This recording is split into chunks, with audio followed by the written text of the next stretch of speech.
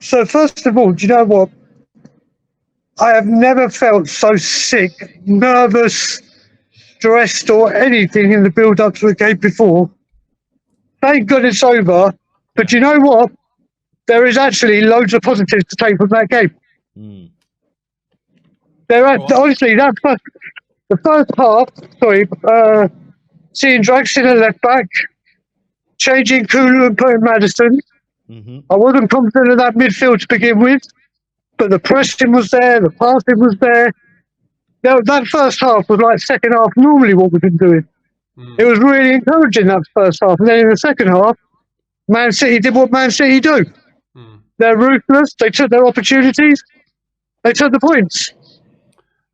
And how did you feel when Son was one-on-one? Oh, mate, do you know what? With that one, you could have put your house, your mortgage, your car. Yeah. That is, I've said, when you see Son like that, one-on-one, it's like turning away to the halfway line because it's going in. And he didn't take the opportunity. He did not take the opportunity. You would have put your house on it, wouldn't you?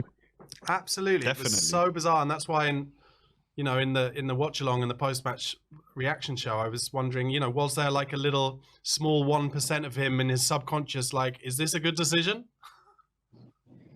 Well, yeah, again, this is the thing. We didn't want to see him in the centre, did we? And then he was in the centre by default. But like I said, it looked a lot brighter than what we've seen in the previous games. So I think Dragusin took his opportunity. Yeah, I do. Vicario made a couple of brilliant saves, didn't he? That error from Højbjerg, that first save was extraordinary. It was incredible. But like I said, I'm coming on here. People probably thought I was going to come on here ranting and raving and what. No, listen, I'll call it as it is. Did I want the result to be what it was and stop Arsenal? Yeah, people know I did. But can I take a lot of good from that performance? 100%. 100% we can. And it was good to see Mikey Moore get some minutes. Yep. And was there anyone? Was there anyone? Oh, sorry, Rodney. That's all right. Sorry, mate. Was there anyone who played well tonight that has maybe made you reevaluate any thoughts on kind of outgoings at the club or potential incomings at the club? No, like I said, I think we saw today that Van de Ven was not as effective as left back as he was obviously against Burnley. But it's always better quality. He's always going to do that. Listen, the midfield came on. I think Højbjerg, I think we know he's going anyway, don't we? So I think he's one of the ones that are already shoehorned to be going out. Bentancur, I heard you talk about Bentancur. I think he might have a little fine for smashing that chair up from a certain person. Well, we started singing You're Getting Fined in the morning at the Scotland Yard. But no, I don't think anyone really put themselves to shame. The only big thing was Son missing that opportunity, which you would absolutely put your house on. But the second half, we were nowhere near what we were in the first half. But looking at that first half, I can honestly say myself, there are a lot of positives to take from it. If I hear them come out, I haven't heard any interviews, and we hear the normal, we take some positives on this, you actually can. This time you actually can. So the result was, I'm not going to lie, was what I wanted, but at least we performed well. At least we put on a show. At least we showed at the end of the season there is something there. Should Ange be back in the summer when we move forward? Now, we've spoken a little bit about a few midfielders there, Bentancur included. How do you feel Kulu did when he came on for Bentancur? And does he stay? I did the after-match with Simeon and they clipped it. I think Kulusevski is a great player, but not in this system. There are other teams and other systems where he'll fit hand in glove. He does not sit. We cannot find a role for him in this system. And if you look at it, if we are going to make some or have some players leaving the club, Kulusevski is one of them that could actually bring in quite a substantial fee. Yeah. Compared to the ones that were the last year of their contract, that we've got to think bigger picture. So if it means getting a player out and a bigger fee to bring someone in better, that's what you need to do. He had an opportunity, he had a shot that obviously went over. I can't remember a lot of what he did, but like I said, I just don't think he fits this system. That's fair enough. So I just want to say, there's a video that has just been released on Twitter where Ange has actually had a go at a fan who is sat behind the bench. And apparently the fan was telling Ange to throw the game throughout the game, and eventually Ange lost it. So that's an interesting video. And that goes with what Ange has kind of been saying in his post-match press conference, is that, Brian, I don't know if you've heard this, but basically he's saying that the mentality at the club he's seen in the last 48 hours is kind of bad inside and out.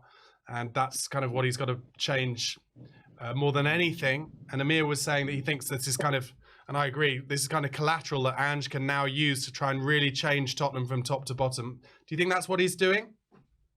I think so. I mean, I've seen someone WhatsApp me say what he said. To me, it sounds very Antonio Conte, doesn't it? He may not have done it as fiercely and just a mad rant like Conte did, but it's the same words coming out again, isn't it? It's the same words, just said in a different package and reworded in a certain way. Yep. It's not good, is it? It's not good. Listen, I'm not here today to go on about that man up there. Everyone knows how I feel on that. It's the same thing with every manager. And we have to wait and see what happens in the summer now. We just have to wait and see what happens in the summer. But final home game, Mikey Moore getting minutes was lovely to see. And we see what happens with Sheffield United. We know that fifth is ours. Fourth is now gone. The Europa League is where we're at, whether we like it or not. Yeah. I've said as well that I think we're better suited for it at the stage of the journey that we're on. And we seriously challenge for Champions League next year. But all dependent on the summer, on who comes in, who goes out. And we see where we are come August. Yep. 100%. Does Mikey Moore start against Sheffield, Brian? I would love him to, mate, but I don't know if he will. I'd love to see it, put it this way, Amir, bro.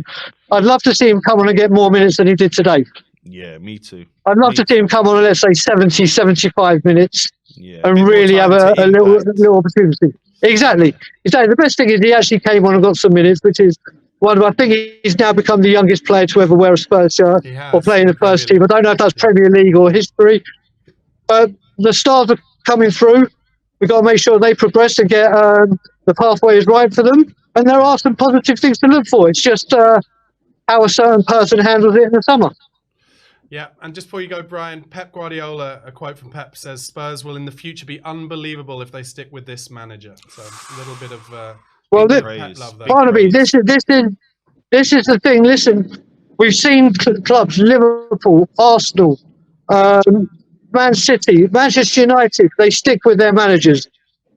We don't, whether it's you want to blame it on fans, pressuring the board, or Levy out creeps up and then he pulls the trigger. We have to give a manager time. And if it's not this manager, we just restart again and start from ground zero, once again building, and we repeat the cycle. If we're going to want success and get success, we need continuity. Yep, 100%. Fully agree. Top man, Brian, have a good rest of your night, mate. Appreciate you calling in. And you guys, have a great one.